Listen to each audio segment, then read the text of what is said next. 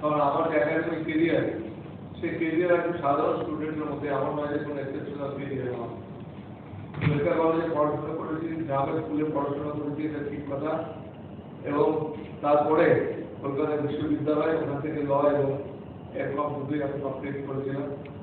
আমি ছিলাম, চাকরি করতাম। আমার বাবা, আমার ঠাকুরদা, তারা সবাই আইনজীবী ছিলেন। আমার বাবা ঠাকুরদা তাদের ইচ্ছা ছিল যে আমাদের পরিবারের একজন আইনজীবী হোক, এবং সেই হিসেবে আমি আমার চাকরি ছেড়েছি, আমি আইনজীবীর প্রফেশনে এসেছি। অবশ্য যদিও আমাদের খুব অসুবিধার মধ্যে তখন করতে হয়েছিল। আর বিধানসভাতে আমি কিছু বলতে হবে, I don't have to speak in legislative assembly. My duty is to hear others what I am doing here at the same time. Because speakers never speak in Vidhan Sabha.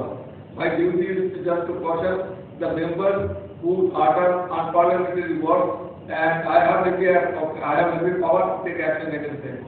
And the dignitaries here, Sujata Guho, myself and my wife, we are patient. And had a number of occasions I visited Shankar Nettoraya in Kolkata itself, and very recently I had the occasion to invite Shankar Nettoraya for the purpose of organizing one eye campaign of West Bengal Legislative Assembly. We have 293 members, and most of the members they were present from there, including the ministers. They are highly benefited by the eye camp that was organized by Shankar Nettoraya. And many of the ministers and the MLAs, they also purchased the spectacles from the stall that was initiated by Shankar Nettoraya and West Bengal Legislative Assembly. এবং শঙ্কর নেত্রয়া শুধুমাত্র আমাদের বিধানসভাতে না, আমি বারুইপুর দীঘা থেকে আমি নির্বাচিত হয়েছি। বারুইপুরের constituency where from I have been elected to the West Bengal Legislative Assembly. On a number of occasions, they also organized eye camp in Baruipur. And the manner the services are rendered to the people, I have seen in Baruipur as well as in Shankar Nettoraya Hospital, the events. এবং আমি ভাবতে পারি না যেভাবে ওরা সাধারণ মানুষের কাছে পরিষেবা দেন এবং যেভাবে যত্ন করে মানুষের চোখ দেখেন।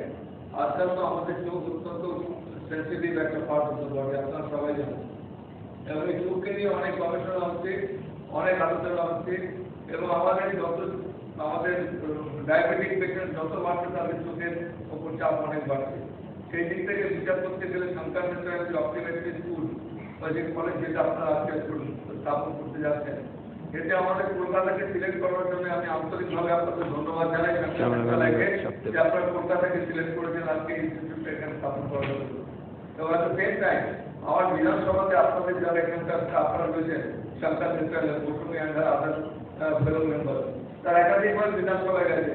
এই অপটিমেট্রি স্কুলটাকে রেকগনিশন পাওয়ার জন্য অনেক অসুবিধা ছিল, অনেক হার্ডল ছিল, সেগুলো আমার দিক থেকে যতটা সম্ভব আমি তাদের সহযোগিতা করছি। এবং আমি আশা করি আগামী দিন আমাদের এই শহর, বিশেষ করে কলকাতা শহরে যারা মানুষ রয়েছে, যারা চোখের ভোগে, তারা অনেক উপকৃত হবে এই একটা ইনস্টিটিউটের মধ্যে। এবং যে সাবজেক্টটা আপনারা এখানে পড়াচ্ছেন, এটা অত্যন্ত গুরুত্বপূর্ণ সাবজেক্ট।